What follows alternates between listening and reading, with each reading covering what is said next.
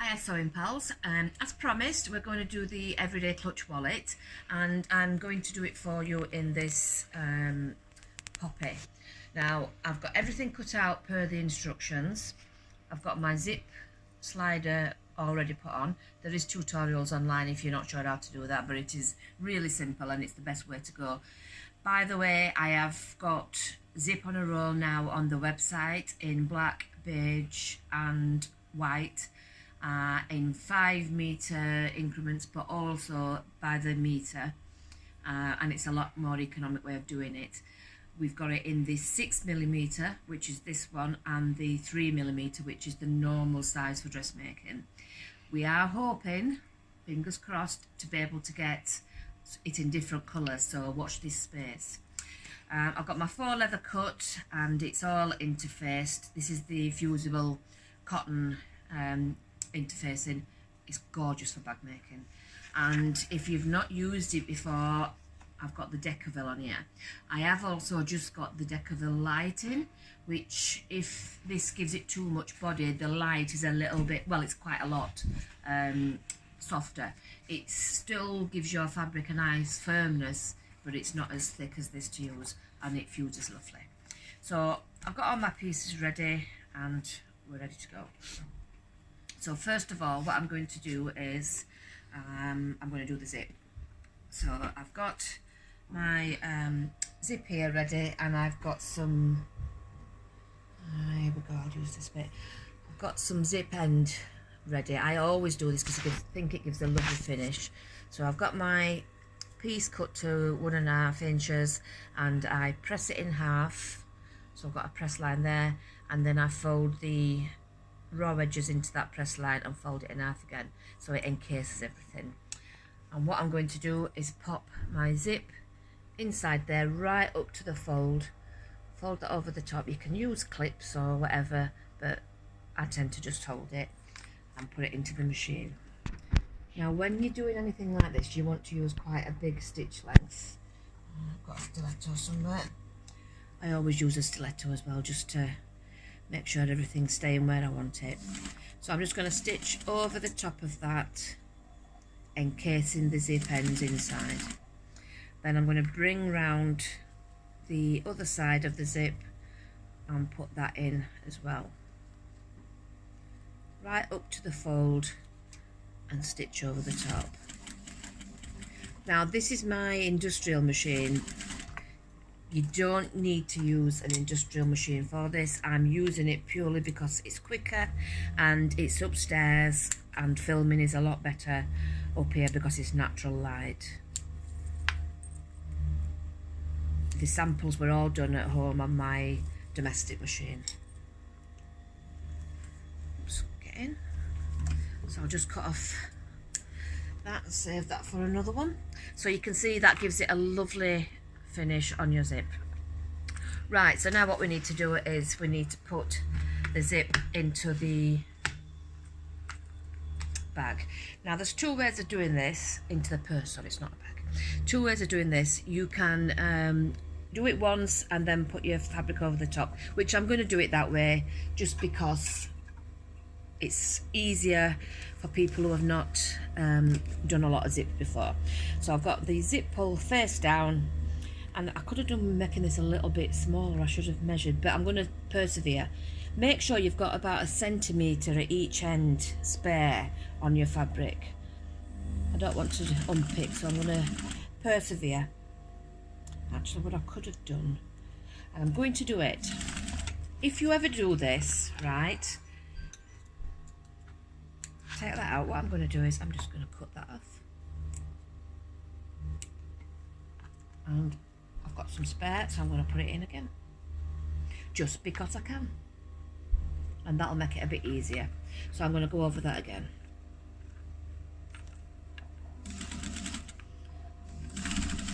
So that was very quick to rectify. And I'm going to be happier with that. So now you can see I've got about 1 centimetre spare there, instead of trying to squeeze it all in. So back to where I was, sewing across that. The edges are all level.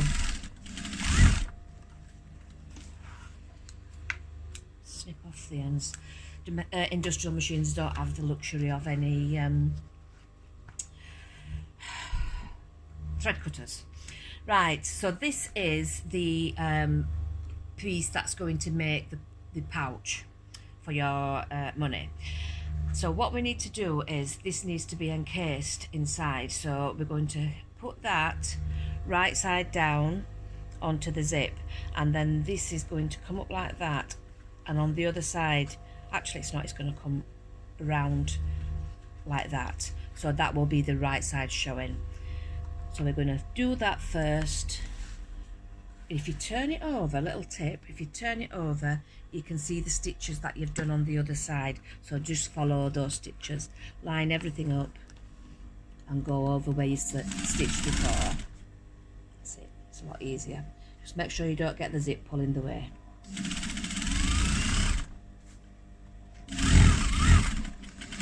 You'll have to bear with me if I forget, because it's a week or so since I did this project and I do forget. Right, so while that's like that, what I'm going to do is I'm going to top stitch, because I want it to make sure that those fabrics underneath don't come forward. And when I do the next one, I won't be able to do it, so I'm going to increase my stitch length. Always looks neater when you're top stitching if you increase your stitch length. If you need to use a Teflon foot, then put one on.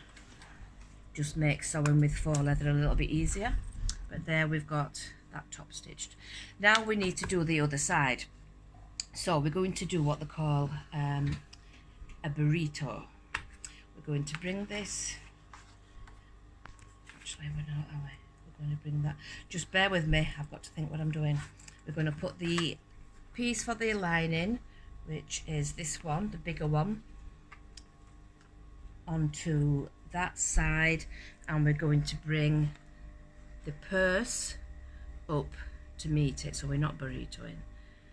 Make sure, in fact we'll do it separately so you've got a bit more ease when doing it, you're not worrying. So we're going to sew this one on first, and that is right side of the zip to the right side of the fabric. It's coming back to me. I always reinforce as well, because you don't want it coming undone.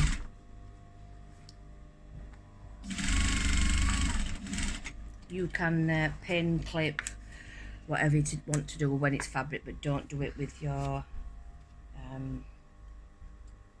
faux leather. Make sure you clip that.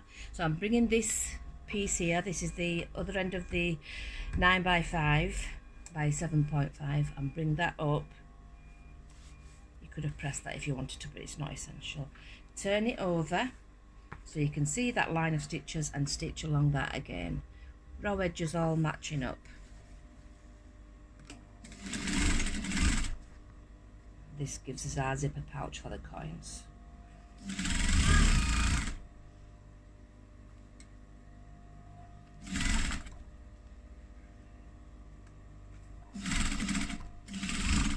Right. So this is the one that I won't be able to get inside to top stitch. That's why I did the faux leather one first, because that's the one that you really need to hold back. So now what I'm going to do is pull that down. You can see inside it should look like that. So you've got that hanging inside. When you look inside, it needs to be right side showing. So you can zip that up, and just to hold it all in place, I'm just going to put a few stitches. So I'm going to pull that down, just crease it with my finger, hold those together, and I'm just going to put a few stitches there just to hold it. If you do it with your zipper foot, then you'll be able to get right in to the side. My foot's got a very narrow, sorry, my machine's got a very narrow foot on, so that helps with that. Right, there we go. Turn it over and do the other side. So I'm pulling it all down on the inside, putting a little crease on there, putting those two edges together and stitching at the side of that zipper stopper there, and that's just going to hold it all in place for me till I'm ready to put the binding on. There we go. Right, so now the inside should look like that with your purse on the inside. So now what we're going to do is the other biggish piece, we're going to fold it wrong sides together, and you'll have your iron ready and everything, so give that a quick press. That's going to go on top of the lining, and we can stitch that down so all the raw edges level. Because I know the pattern that I did foolishly, I did it in black and it's quite hard to see, so hopefully this is going to make it a bit easier for you. I won't do it in black next time unless the project's just black. So there we've got, that is for the notes to go in. Then we need to put a piece of the faux leather on top of that. You can see I've used every scrap. I've got my selvage on there, which is fine with this, it's not a problem. So I'm going to stitch along, I'll do it from the back so I can see that row of stitches along that seam there.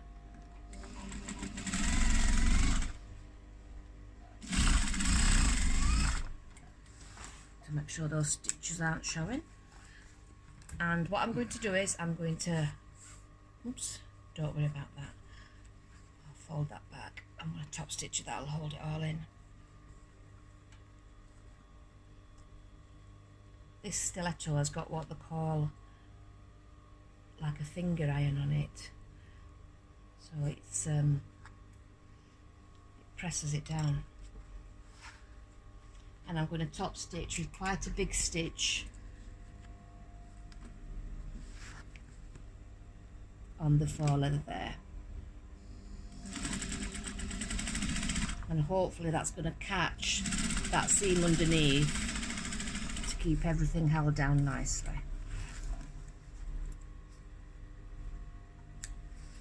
So there you see you've got that top stitching on there.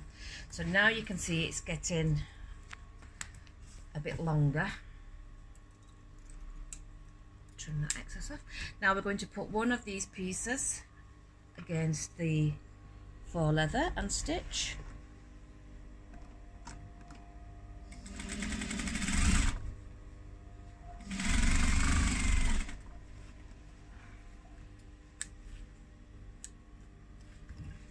Lay it flat, and I'm going to put that seam to the faux leather. All your seams are going to go to the faux leather, and that's what gives it the look of a leather item. So make sure that's all back, and top stitch again with a nice big stitch. I've got it on about number 4.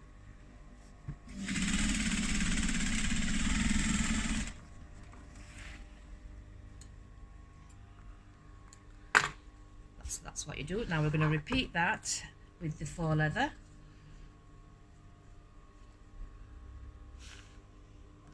So exactly the same, straight across. Fold the faux leather to the, fold the seam, sorry, to the faux leather, top stitch.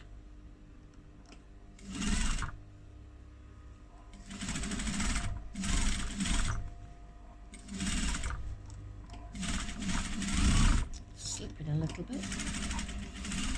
If you've got a Teflon foot, it will help you.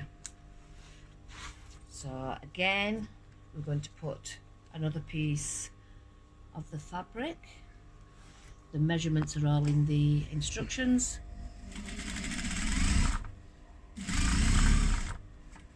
You won't do it as quick as this.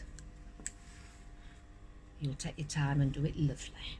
So folding your seam to the faux leather again. Just give that a little finger press or use your stiletto, and top stitch again.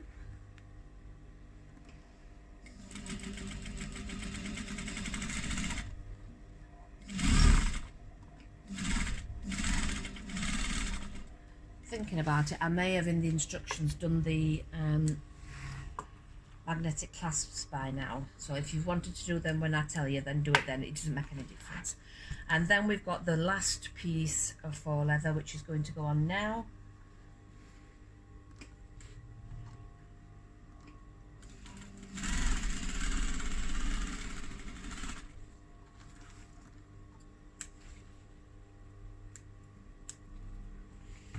And again, put your seam to the faux leather and top stitch.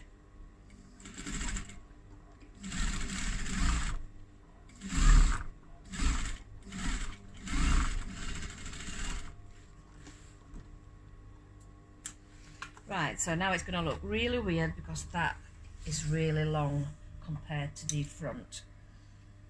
But we're going to do the magnetic clasps now. And I also use a bit of glue, and the glue is going to just give it added strength, because this is a wallet that's going to get used every day, as in the name, the everyday wallet. So what we need to do is the clasps need to go, let me just remember, I've got one somewhere, oh, I had one somewhere, never mind. It needs to go like that, so the clasps need to go on here, and it does tell you exactly where in the instructions. I'm going to use, yours are also smaller, I've run out. I think it's about 1 inch down and 1 inch in. And we're going to just put a little mark. If you do it through the actual back, then you know it's going to be perfect. So again, 1 inch down from each. And this is so that you can stitch at the side of it without any problem. So what I'm going to do is I'm going to use my seam ripper, and it's already interfaced, so we know that's done. I'm just going to do a tiny little cut. Make sure you don't slip.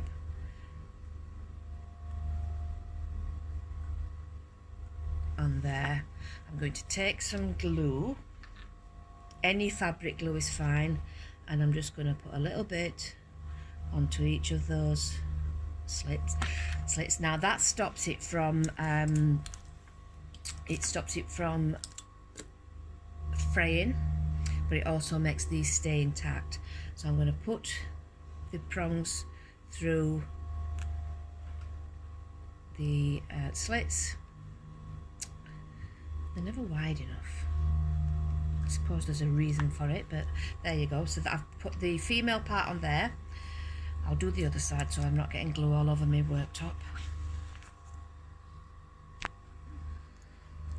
Female side in. Get in. There we go. You can hear it going in. Turn it over so you can see them prongs there. I'm going to put a little bit more glue on there, and it's just for security. They don't tell you to do it, so I'm sure it'll be fine if you don't have any, but if you do have some, you may as well use it.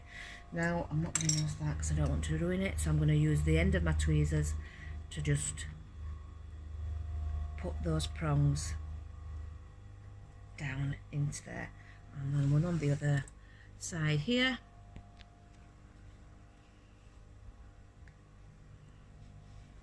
Now I didn't measure mine, so it does tell you in the instructions what measurements you need to use, so I'm just going to make sure that mine's right.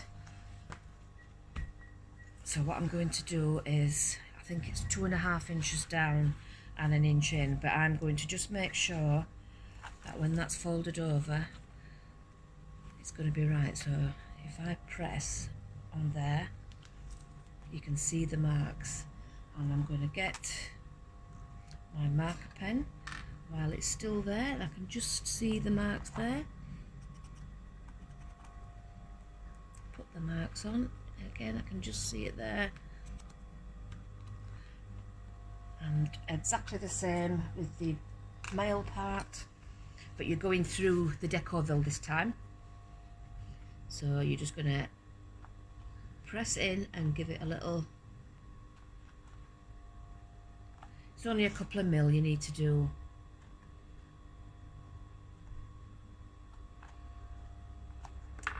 And again, we're going to use the glue, a little bit onto each. Get your prongs, push them through where you pierced. Come on. There we go, that's one. And then the other side, a little bit more glue on the inside. This one is the Gutterman, but I do use Fabri-Tac and Collal, any like that. Fold your prongs in, and then that is your clasps in position. It is a nice quick wallet to make this, nice project. Have fun with your fabrics and your faux leathers. We have some gold and silver faux leather on the website that would look absolutely stunning for this. Right, so that is those in place. What we need to do now is bring the wallet to the right size. So to do that, what I'm going to do is I'm going to top stitch along the notes section first.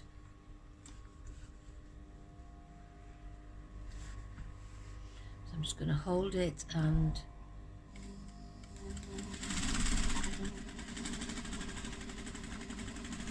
stitch across the top of that. It just gives it a nice finish. There's nothing else more than that. And then these bits here, I'm going to get some clips. We're going to fold those in half. I'll put a clip on.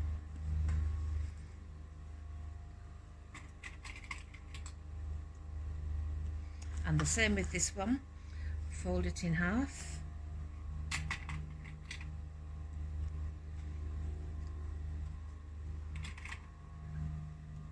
Then we're going to top stitch along there.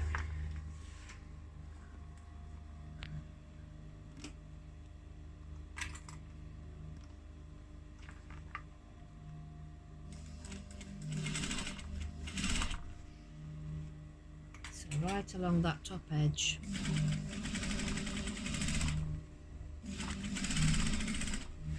There we go. Take that out. That gives you a nice look of faux leather. Same on this piece, just top stitch along the top.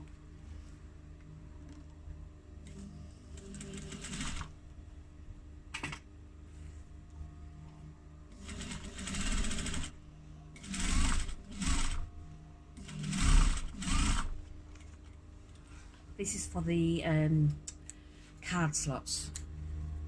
Right, now we're going to lay it down flat.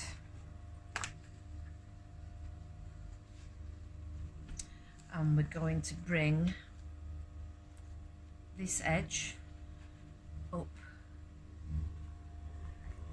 I'll do it sideways so you can see. So we brought this edge up to the next strip of faux leather. And I'll give that a little clip, same on this side. And then this edge is going to go up.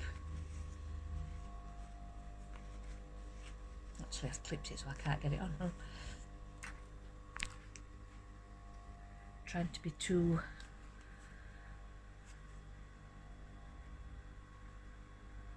precise. There we go. So that's what you're doing. You're bringing them all up to each other, and then that fits on there perfectly. Clip it in place. Same on this side here. But what you need to decide now is how big your cards are. Now, I've designed it so that you've got enough for one sideways and some vertical. So I'm going to leave enough space because I need to put my binding here. I haven't got a card with me, so I'm going to think about there before you actually put it in onto the faux leather at the front. I'll just clip those separately. I'm going to stitch. So I'm just going to stitch from the faux leather here to the faux leather.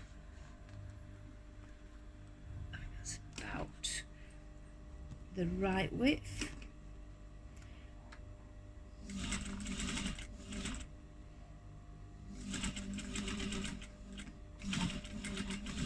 Back tacking at the start and at the finish, and then we're going to stitch it all the way around to hold it all in place. So make sure it all hangs nice and flat there. All the pieces are going to the inside, and we're going to stitch all the way around the wallet. If there is any irregularities, this is where you would snip them off.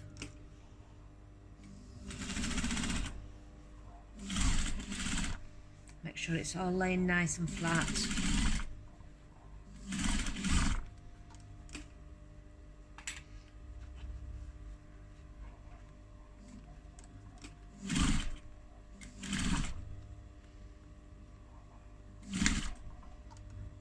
You're going through quite a few layers, so take it slowly. Around the end. Make sure all the layers are lying nice and flat.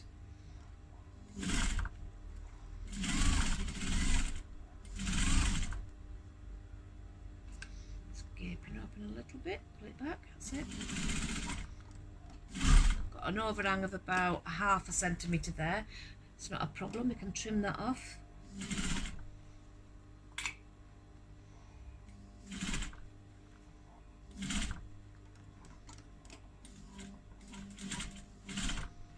And then we've just got the binding to do.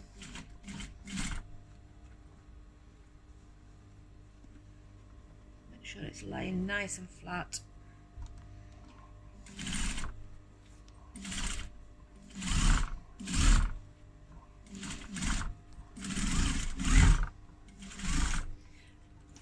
So I would take this to a table and trim all that off, but I'm not going to do that because of time. I'm going to show you that it all folds up nice and neat there. That will eventually hold the nice shape. I'm going to show you how we do the binding, and then your purse is finished. So the binding is made up in exactly the same way as the zipper stops. You're going to fold it in half, press, open it out, and then fold the raw edges into that press line, and then fold it again and press it. Now, I tried different ways of doing this, and the best way I found of doing it was to start on the, let's just trim that nice and neat. So we're going to start on this side. We're going to open it out a little bit, and we're going to stitch. We're going to have that hanging over about 1 centimetre, and we're going to stitch along that fold line there. I'll go around the corner and then I'll stop and show you. So we're making sure we're covering up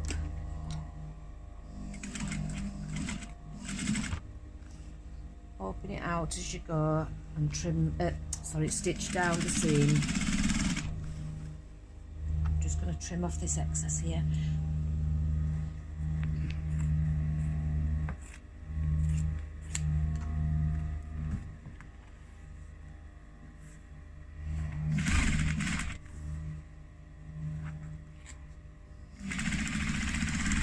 So we're going to stitch down, and we're going to stop about 1 centimetre from the corner. So about there. We're going to turn our work and go off that corner at an angle. I'll show you. It's as you do with binding a quilt basically, but we've stitched down and we've gone off at an angle on that corner. So now what we're going to do is we're going to lay the work down. We're going to bring this up at that angle and bring it back down flat to go around the corner. So that forms a mitre there. We're going to now start stitching along that edge. I'll just go around this corner and then I'll show you how we would finish it off. So I'm stitching right round.